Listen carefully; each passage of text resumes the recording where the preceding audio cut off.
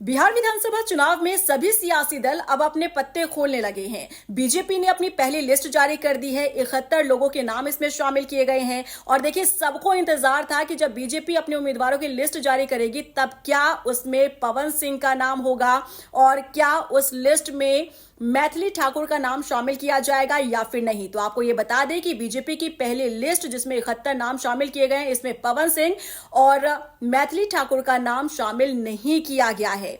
अब इस लिस्ट के सामने आने के बाद सवाल ये खड़े होने लगे कि क्या ये दोनों चेहरे बिहार विधानसभा चुनाव लड़ने वाले हैं या फिर नहीं लड़ने वाले हैं। सस्पेंस इसलिए बरकरार है क्योंकि पहली लिस्ट में दोनों का नाम शामिल नहीं है, जबकि दोनों के नाम की खूब चर्चा हो रही थी। सवाल इसलिए भी खड़े हो रहे हैं क्योंकि अभी हाल के दिनों में ही पवन सिंह ने अपने सोशल मीडिया प्लेटफॉर्म पर एक पोस्ट शेयर किया था जिसमें उन्होंने लिखा था कि मैं चुनाव लड़ने के लिए बीजेपी में नहीं आया हूं, मैं एक सच्चा सिपाही हूं बीजेपी का और हमेशा पार्टी के साथ जुड़ा रहूंगा। अब सवाल यह भी है कि क्या पवन सिंह की इस पोस्ट से यह मान लिया जाए कि पवन सिंह चुनाव नहीं लड़ेंगे और पहली लिस्ट में भी क्योंकि उनका नाम शामिल नहीं किया गया है।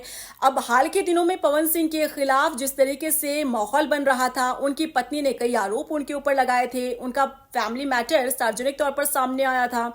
इसके बाद से ही वो बैकफुट पर थे, इसके बाद से ही उन्हें आलोचनाओं का सामना करना पड़ रहा था। तो क्या बीजेपी ने भी मन बना लिया है पवन सिंह को बिहार विधानसभा चुनाव नहीं लड़वाने का। इसी के साथ बात अगर करें मैथिली ठाकुर की, तो देखिए, जब से ये चर्चा हुई है कि मैथिली ठाकुर राजनीति में आ रही है तब से उन्हें भी आलोचनाओं का सामना करना पड़ रहा है क्योंकि उनकी फैन फॉलोइंग बहुत ज्यादा है सोशल मीडिया पर। उनके काम को भी खूब पसंद किया जाता है, उनकी आवाज को पसंद किया जाता है। लेकिन जब से ये चर्चा शुरू हुई है कि वो राजनीति में आ रही हैं, तब से उन्हें खूब आलोचनाओं का सामना करना पड़ रहा है क्योंकि लोग कह रहे हैं कि वो जिस काम में माहिर हैं उसी काम को करें तो ज्यादा बेहतर होगा। और अगर आप वाकई में सच्चे दिल से काम करना चाहते हैं समाज के लिए, तो आप जिस लाइन में है, जिस जोन में है, उसी जोन में रहकर आप काम कर सकते हैं अपने शहर के लिए, अपने गांव के लिए। इसके लिए आपको राजनीति में आने की जरूरत नहीं है।